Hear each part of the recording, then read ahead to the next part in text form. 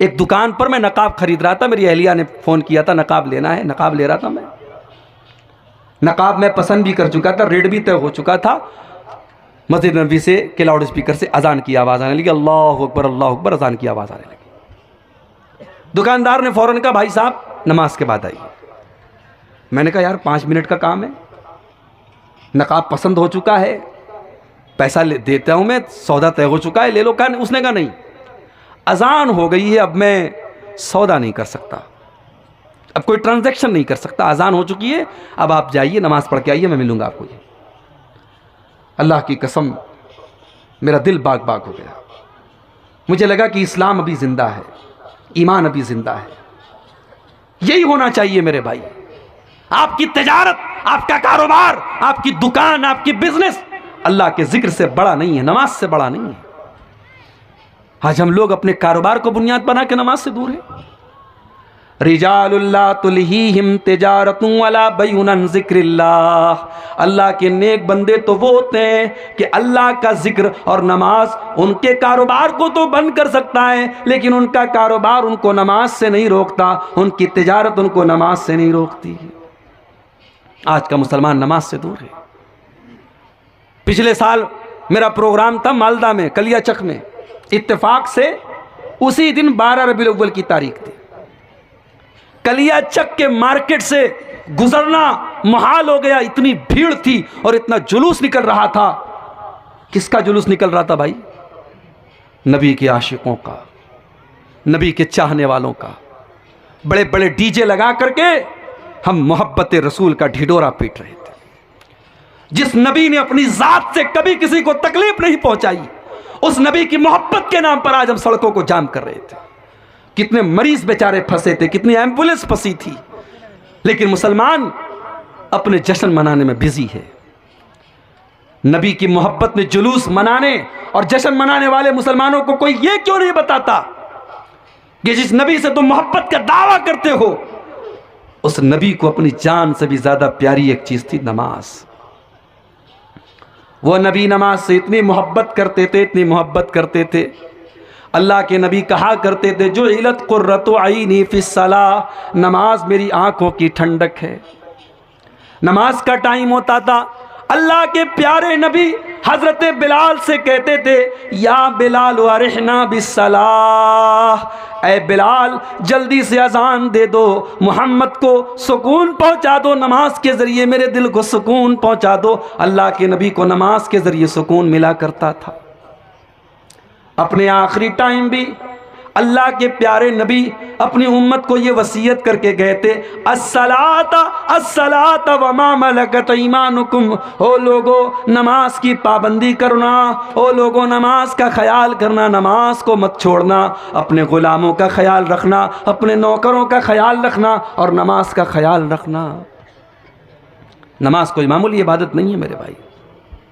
रोज़ा ज़मीन पर फ़र्ज हुआ, ज़कात ज़मीन पर फ़र्ज हुई, हज ज़मीन पर फ़र्ज हुआ, नमाज आसमान पर फ़र्ज हुई। नमाज का हुक्म आसमान पर दिया गया।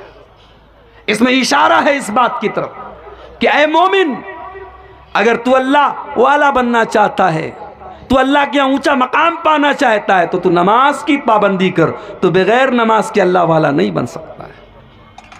मस्जिद तो बना ली शब भर में ईमा की हरारत वालों ने, मन अपना पुराना पापी था, बरसों में नमाजी बन न सका।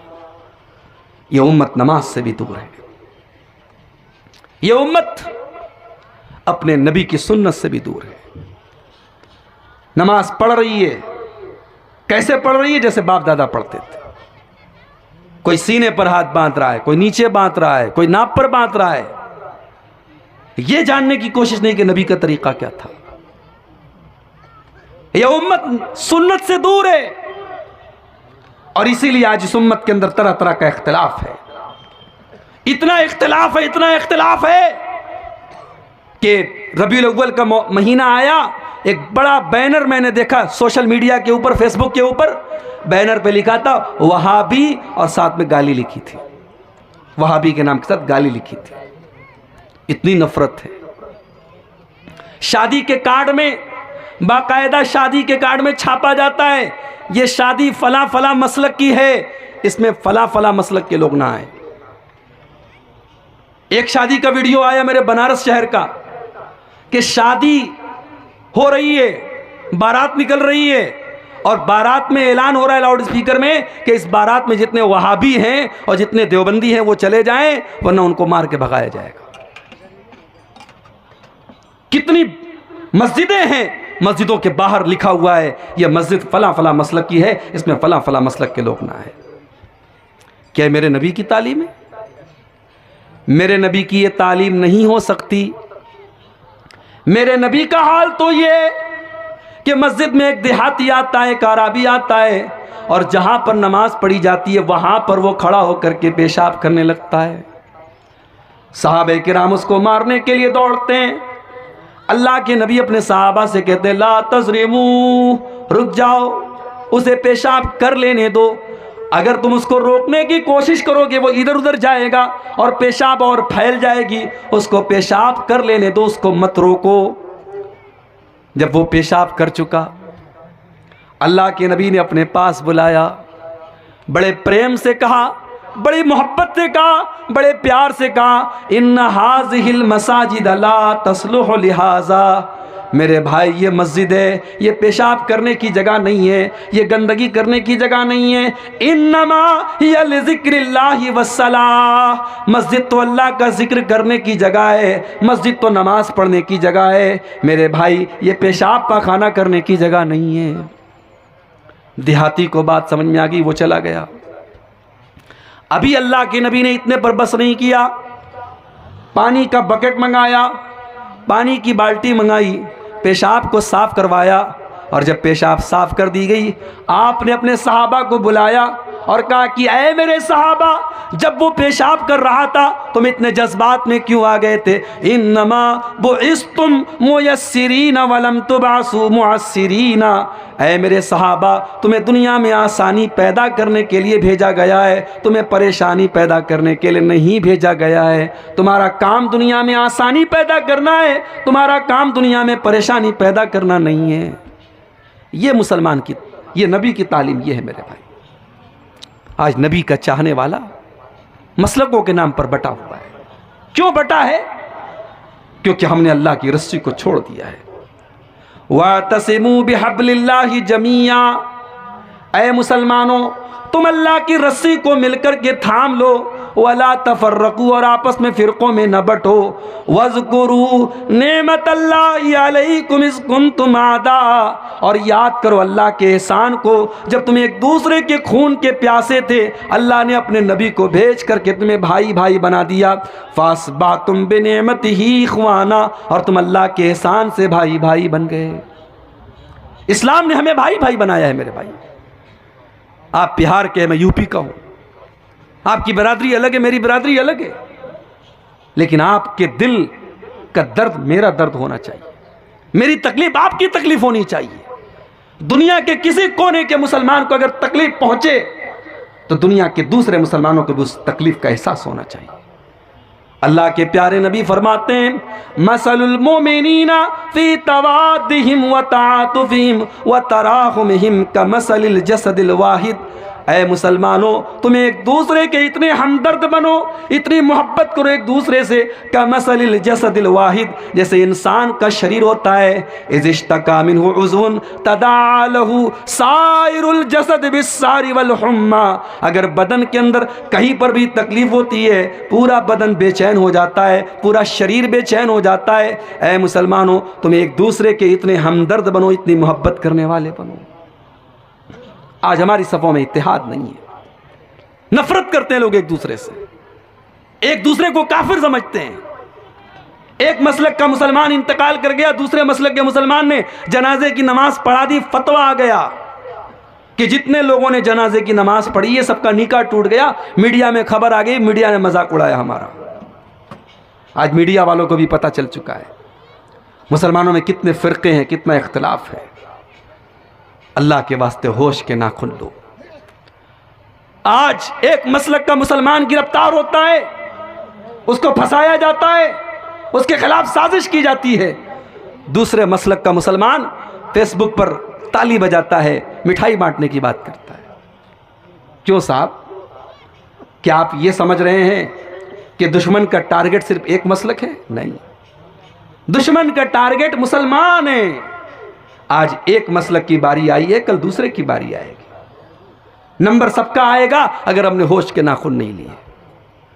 इत्तेहाद पैदा करो, यूनिटी पैदा करो मेरे भाई। छोटी छोटी कम्युनिटी है इस मुल्क में। जैन मजहब के मानने वाले थोड़े से हैं, सिख मजहब के मानने वाले थोड़े से हैं। आज बड़े बड़े गुरुद्वारे चल रहे हैं, हजारों लाखों लोगों को लंगर में खाना दिया जा रहा है। कभी आपने सुना कि किसी गुरुद्वारे में कोई घपला हुआ, कोई केस हुआ, कोई कोर्ट कचहरी में गया? मस्जिदों में केस चल रहा है, मदरसों में केस चल रहा है। क्यों? हम चोर हो चुके हैं, हम बेईमान हो चुके हैं, हम फ्रॉड हो चुके हैं। मस्जिदों के नाम पे चोरी हो रही है, मदरसों के नाम पे चोरी हो रही है, यतीम का माल नाजायज तरीके से खाया जा रहा है, बेवा के नाम पर आई रकम खाई जा रही है। ये उम्मत ऐसे ही परेशान नहीं है मेरे भाई, बड़े मसले हैं इस उम्मत के। हमने क्या समझा? दाढ़ी रख ली, नमाजी हो गए, माथे पर सजदे का निशान है, दीनदार हो गए। बहुत अच्छी बात है, नमाज बहुत ज़रूरी है, दाढ़ी भी बहुत ज़रूरी है, सजदे का निशान है, बहुत अच्छी बात है। मगर माफ़ कीजिए, ये सारी चीज़ें काफ़ी नहीं है। आपका अखलाक कैसा है, आपका बिहेवियर कैसा है? पड़ोसी को तकलीफ तो नहीं पहुंचा रहे आप? अल्लाह के प्यारे नबी अल्लाह की कसम खा करके 3 बार अल्लाह की कसम खा करके कहते हैं, वल्लाहि ला यूमिन, वल्लाहि ला यूमिन, वल्लाहि ला यूमिन। अल्लाह की कसम, वो मोमिन नहीं, वो मोमिन नहीं, वो मोमिन नहीं। पूछा गया कौन है अल्लाह के नबी? आपने फरमाया मल्ला या मन जारुहु बवाइक़हु, जिसका पड़ोसी उससे महफूज ना हो, उससे सुरक्षित ना हो, जो पड़ोसी को तकलीफ पहुंचाता हो। अखलाक आपका अच्छा नहीं है तो आप अल्लाह के यहां बच नहीं सकते। कयामत का दिन होगा, अल्लाह के तराजू पर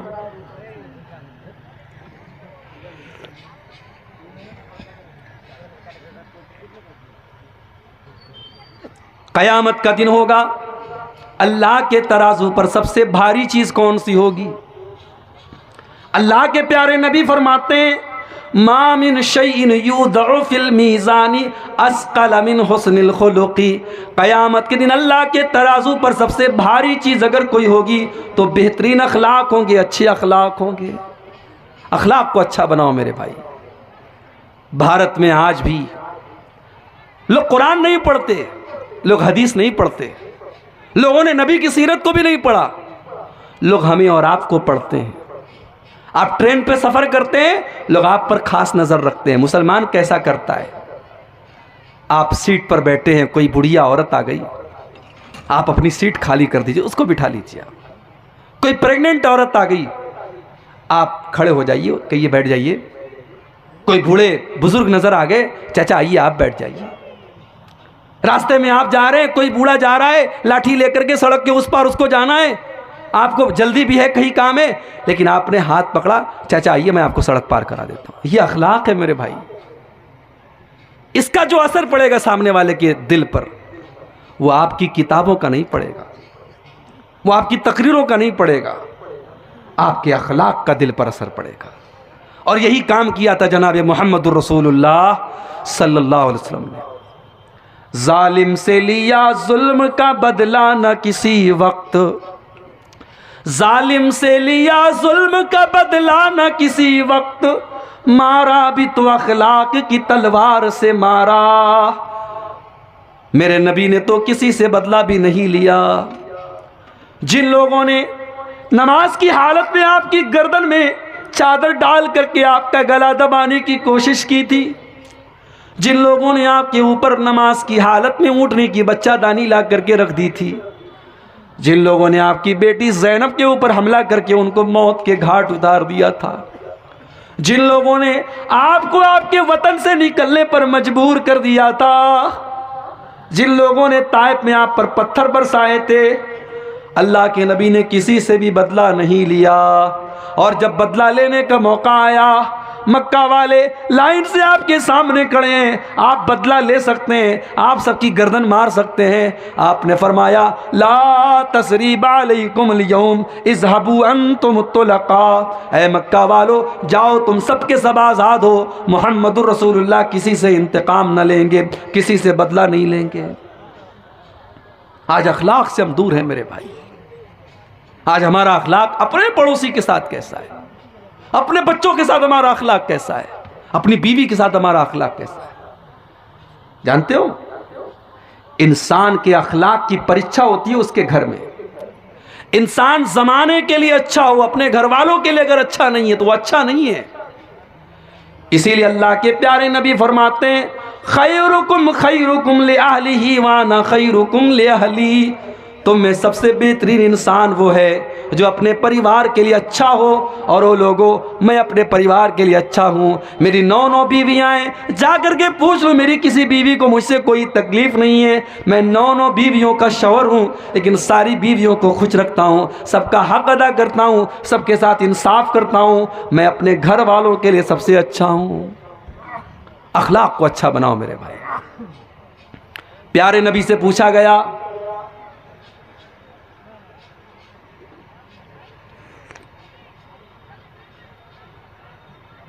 अल्लाह के प्यारे नबी से पूछा गया अय अल्लाह के नबी जन्नत में कौन सी चीज सबसे ज्यादा लेकर के जाएगी। अल्लाह के प्यारे नबी ने फरमाया हुस्नुल खुलुकी, अच्छा अखलाक अपने अंदर पैदा कर लो। अच्छा अखलाक सबसे ज्यादा जन्नत में लेकर के जाएगा। पूछा गया है अल्लाह के नबी सबसे ज्यादा जहन्नम के अंदर कौन सी चीज लेकर के जाएगी। आपने फरमाया अल फमु वल फर्जू, जुबान लेकर के जाएगी और शर्मगाह लेकर के जाएगी।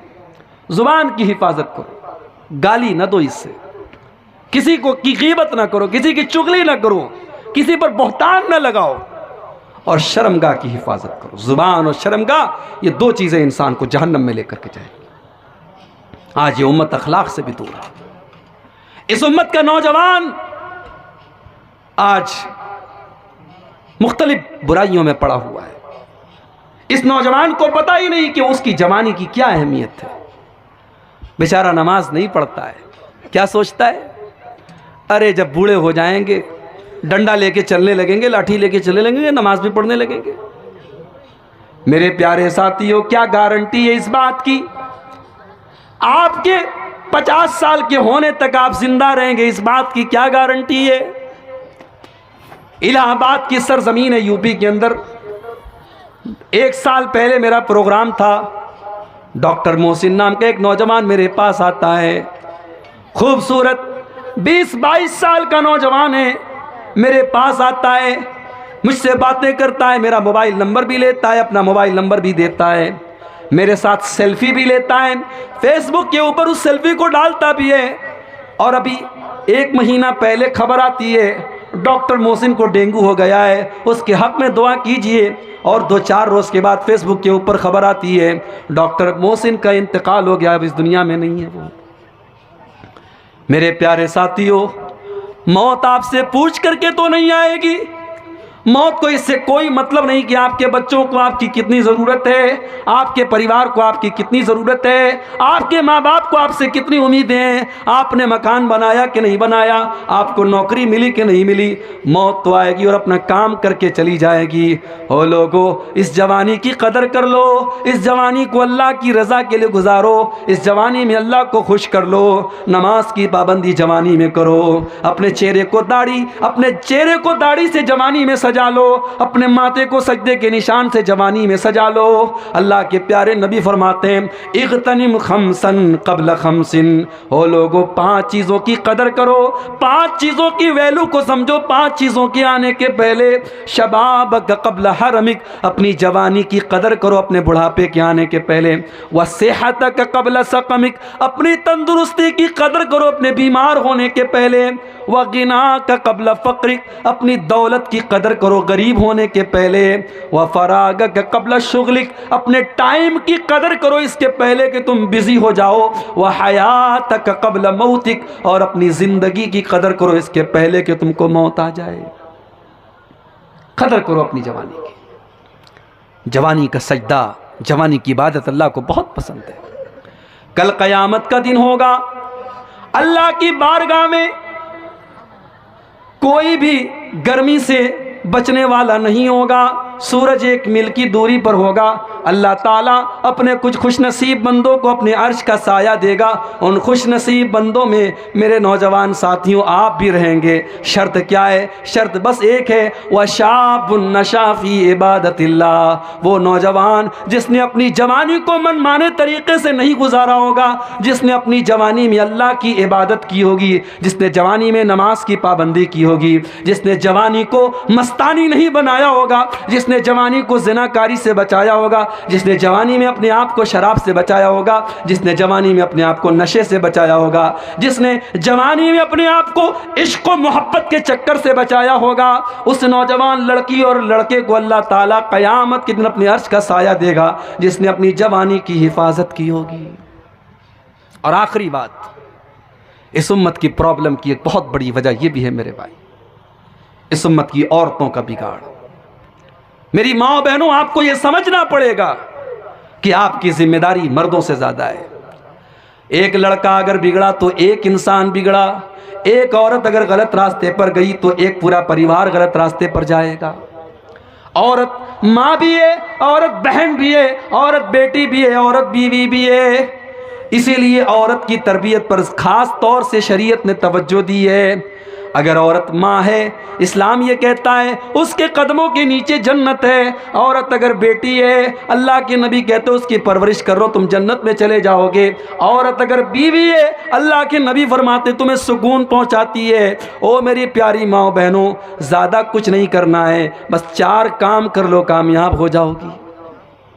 सिर्फ 4 काम कर लो। औरत को 4 काम कर ले, कामयाब है वो।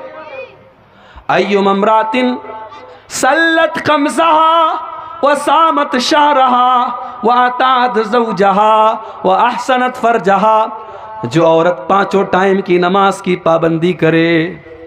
मेरी प्यारी माँ बहनों, आज कितनी औरतें जो नमाज की पाबंदी नहीं करती हैं, और जब उनसे कहा जाता है तुम नमाज क्यों नहीं पढ़ती हो, कहती हैं मौली साहब छोटा बच्चा है, पेशाब कर देता है, कपड़े पाक नहीं रहते, कपड़े साफ नहीं रहते। ओ मेरी प्यारी माँ बहनों, क्या हज़रत फ़ातिमा ने बच्चे नहीं पाले थे? क्या हज़रत खदीजा ने बच्चे नहीं पाले थे? क्या सहाबियात ने बच्चे नहीं पाले थे? उस ज़माने में तो पैम्पर भी नहीं था, उस ज़माने में तो इतनी तरक्की भी नहीं थी। आज तो अल्लाह ताला ने बहुत आसानियों से आपको नवाजा है। नमाज छोड़ने के बहाने तलाश न करो। अय्युम अमरातिन सल्लत खमसहा, जो औरत 5 टाइम की नमाज की पाबंदी करे, वह सामत शारहा, और रमज़ान का रोज़ा रखे, वह अतात ज़ौजहा, और शादी के बाद अपने शौहर की इताअत करे। शौहर की इताअत करे, शौहर की सही बात माने, गलत बात नहीं मानना है, सही बात और शौहर की माने। वह आसनत फरजहा, और चौथा काम ये करे कि अपनी आबरू की हिफाजत करे। जानते हो, कपड़ा जितना सफ़ेद होता है उस पर मैल उतना जल्दी चढ़ता है। जैसे ये कपड़ा मैं पहने हूँ, ये हरे कलर का कपड़ा है, मैला भी हो जाएगा पता नहीं चलेगा। ये वाइट होता बहुत जल्दी मैला हो जाता है। औरत का कैरेक्टर भी सफेद कपड़े की तरह है। एक मामूली सा गलत काम उसके कैरेक्टर को दागदार बना सकता है। अल्लाह के नबी ने फरमाया वह अहसनत फरजहा, जो औरत अपनी आबरू की हिफाजत करे, अपनी शर्मगाह की हिफाजत करे। मेरी प्यारी माँ बहनों, आज आपसे गलत काम करवाने के लिए शैतान ने बहुत सारे जाल बिछा के रखे हैं। बेहयाई का जाल बिछाया है, बेपर्दगी का जाल बिछाया है, मोबाइल का जाल बिछाया है, ज़िनाकारी का जाल बिछाया है। मेरी प्यारी माँ बहनों, इस जाल से अपने आप को बचा लो, इस जाल से अपने आप को बचा लो। अपनी आबरू की हिफाजत करो, अपनी शर्मगाह की हिफाजत करो, इश्क और मोहब्बत के चक्कर में न पड़ो, अपने आप को बचा करके रखो। ये 4 काम कर लो। अल्लाह के नबी फरमाते हैं दखलत मिन अब्वाबिल जन्नति शात।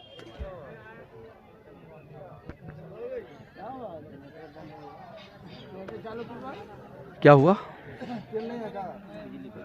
जनरेटर खत्म हो गया? चलिए अब खत्म ही करना है।